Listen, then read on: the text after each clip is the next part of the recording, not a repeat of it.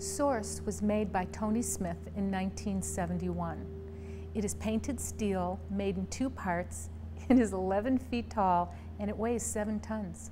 Tony Smith designed his sculptures by making small cardboard models or maquettes of geometric shapes. Then he would position these shapes until he achieved the desired design. As a matter of fact, when he was taking apart the maquette for Grasshopper, which was commissioned by the Detroit Institute of Art, he created 2 other maquettes, one for Moses at the Toledo Museum of Art and for our Source. It just seems so amazing to me that 3 sculptures were made from 1 maquette and are all within a very short 3-hour drive. Source required a major conservation treatment.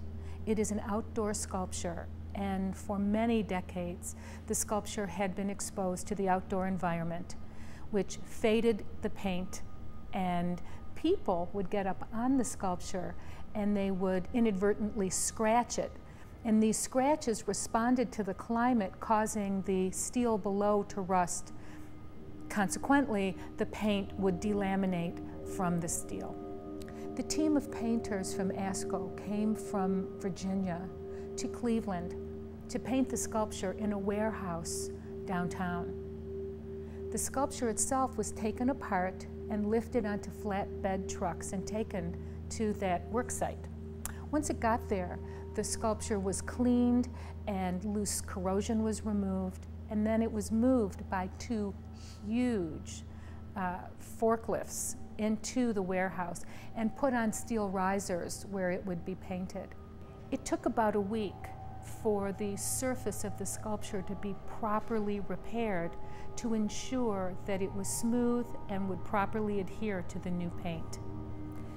Once primed, the surface was painted and evaluated and painted again and evaluated again many times until we achieved the low, dull gloss black surface that Tony Smith desired. Once the sculpture was painted, it was time to bring it back to the CMA. This had to be done without touching the sculpture because any straps that we might use would scratch the paint. So Dave Recupero from Norris Brothers and Joe Blazer from the CMA attached steel channel to the underside of the sculpture. This channel then provided a lifting platform to get the sculpture on and off the flatbed truck.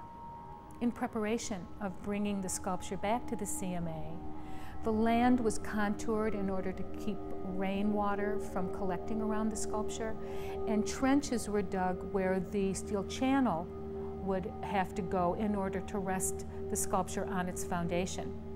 So once the crane placed the sculpture on the foundation, the steel channel was unbolted and removed from the underside of the sculpture. It's always interesting to install and deinstall the sculpture because Joe Blazer gets inside the sculpture to bolt the 2 parts together. And it's always exciting to see him pop out the top of the sculpture when he's done. This was a very successful conservation treatment, and we hope that everyone comes to look at this amazing sculpture on our North Lawn.